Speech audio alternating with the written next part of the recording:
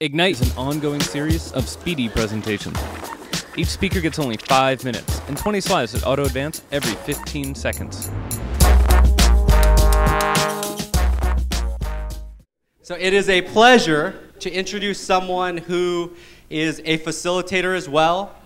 In fact, I don't know if she was already doing it, but she's actually part of a team of people that actually have gone through a similar personal development experience, and she knows what it's like to facilitate large audiences, small audiences, and can give killer experiences to people who really want to learn, what makes them tick and so forth.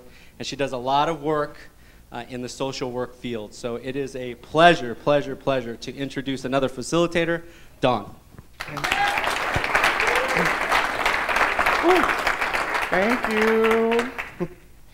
Good evening. And thank you. So, like my predecessor, tough shoes to fill, I don't want to talk to you about particularly how I built a business as a social worker.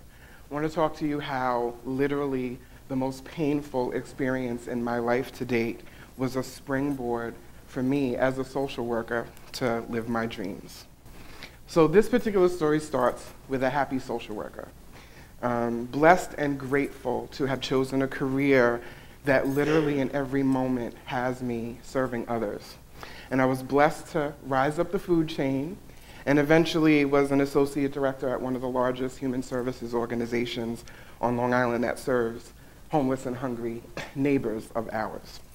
I actually was beginning to facilitate a meeting with my staff one day, and I experienced the most excruciating, lightning pain in my jaw. I couldn't even say hello. Stopped me in my tracks. I went to the emergency room, and after a few visits with a neurologist, was diagnosed with a condition called trigeminal neuralgia, which is also known as the suicide disease, because it's literally the most painful condition known on the planet Earth. So needless to say, I was scared as all get out. What does this mean for me? The pain was so excruciating that it was literally unbearable. So over the course of 18 months, my health declined to the point where I couldn't speak without excruciating pain, and even a breeze across my face would set off the worst pain that you could imagine. I can now admit, outside of close company, that I sunk into a depression. When you get to a point where you can't speak, other people have to feed you. I cringed when I felt a yawn coming on or a sneeze. And I got to a point where I was literally dependent on morphine shots just to deal with the pain. Percocet is like Tic Tacs for me right now, because I built up such, a tolerance. And went to Good Samaritan Hospital literally for weekly morphine shots. It's nerve pain, and we talk a lot in society about emotional pain, but this physical, visceral pain literally had me at a point where, although I didn't actively plan to leave this life, I began to think that I actually might be better off if I wasn't here. So when my doctor told me, well, the best thing for you at this point is brain surgery, I said, I'm just gonna have to get used to this morphine.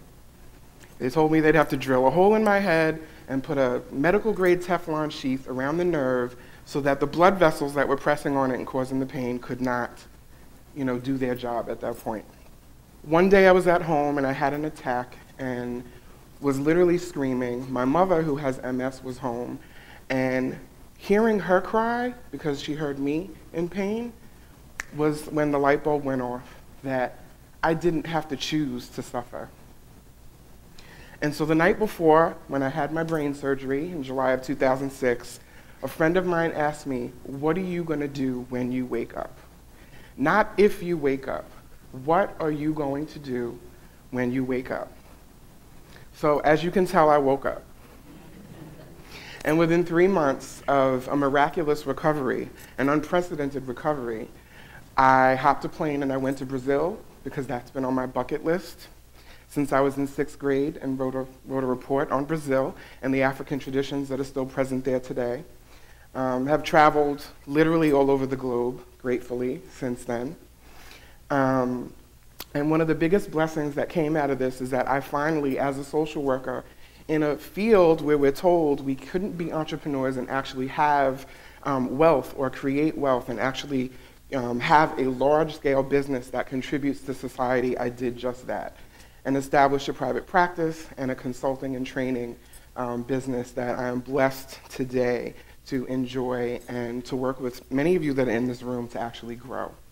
And I realized that there are so many blessings that came out of this experience. I don't know and I can't say if I actually would be here or if I would be in business and an entrepreneur and willing to take risks if I didn't. So I've come up with a model of literally choosing bliss, because it's not something that happens to us. I believe that it is a choice. Believe that we are worthy to live our dreams and that we have the capacity to actually bring them into reality. Love ourselves and others without explanation or apology. Inspire others by living big, because that's how we've been given permission to live big. Say thank you, because you can't actually acknowledge the blessings unless you offer gratitude. And scatter the joy, because having fun and being in joy is actually best when you can share it with others. Thank you very much.